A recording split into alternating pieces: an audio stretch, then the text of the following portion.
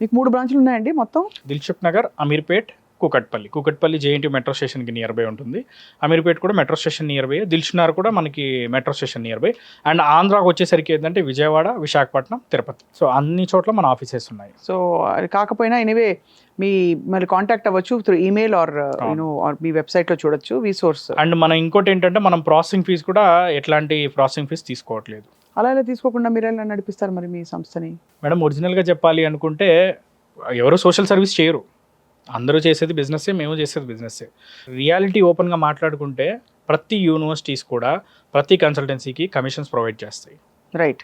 So అందుకే ఏంటి అంటే మేము మళ్ళీ యూనివర్సిటీ దగ్గర తీసుకొని స్టూడెంట్ దగ్గర తీసుకోవడం అనేది న్యాయం కాదు. కాబట్టి మీరు ఏంటంటే అయితే ఒకటే రెండో యూనివర్సిటీస్ కాకుండా మీరు చాలా అండ్ యూనివర్సిటీస్ మోర్ ఎవర్ ఏంటంటే మేము చెప్పేది ఏంటంటే స్టూడెంట్కి మేము చెప్పిన యూనివర్సిటీస్ కాదు, మీరే యూనివర్సిటీస్ రీసెర్చ్ చేయండి. అంటే మీకేదో టైఅప్ ఉండి మీరు మళ్ళీ ఇది యూకేలో ఉన్న అన్ని యూనివర్సిటీస్ ఉన్నాయి, యూఎస్లో చూసుకున్న అన్ని యూనివర్సిటీస్ ఉన్నాయి. దాదాపు యూఎస్లో అయితే ఆల్మోస్ట్ 880+ యూనివర్సిటీస్ ఉన్నాయి.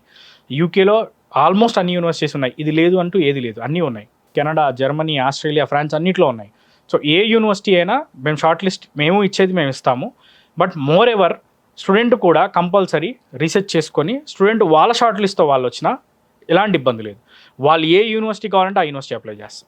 Choice is yours, process is మనం చేసిస్తాం. యా, సో గ్రేట్ అండి.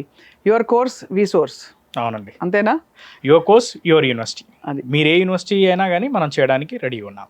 సో ఎలాంటి ఛార్జెస్ లేకుండా మనం టోటల్ 0 ప్రాసెసింగ్ ఫీజుతోనే చేయించేస్తాం. ఇప్పుడు మీకు క్యూలు కట్టి నిలబడి ఉంటారు మీ ఆఫీస్ ముందు, చూసుకోండి మీరు ఆ మాట అనేసి. అండ్ ఎడ్యుకేషన్ లోన్ కూడా, ఎడ్యుకేషన్ లోన్ విత్ లో ఇంట్రెస్ట్ రేట్. అది లో ఇంట్రెస్ట్ రేట్ కూడా మనకి 8.5 నుంచి స్టార్ట్ అయ్యి 11.5 మాక్సిమం ఇంట్రెస్ట్ రేట్తో education loan without property, without surety.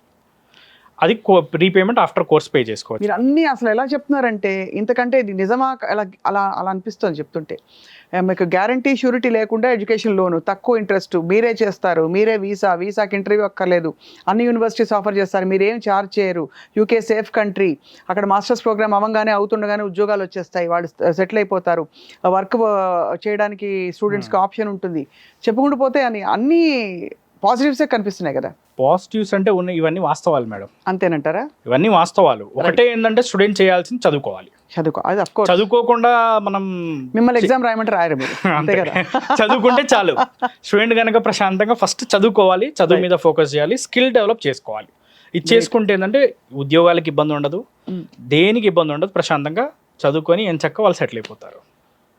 నాకు అర్జెంటుగా ఇప్పుడు ఈ ఇంటర్వ్యూలో ఉద్యోగం మానేసి మంచి వీసా ఇప్పిస్తే నేను వెళ్ళి మంచి యూనివర్సిటీలో చేరి చదువుకుంటాను, మీరు హెల్ప్ చేయండి మాకు. అంటే మాస్టర్ స్టూడెంట్స్కి అయితే ఎలాంటి ఇబ్బంది లేకుండా అయిపోద్ది మేడం. అంటే నేను కూడా మాస్టర్స్ చేరకూడదా? ఎవరైనా చేరచ్చు కదా? చేరొచ్చు.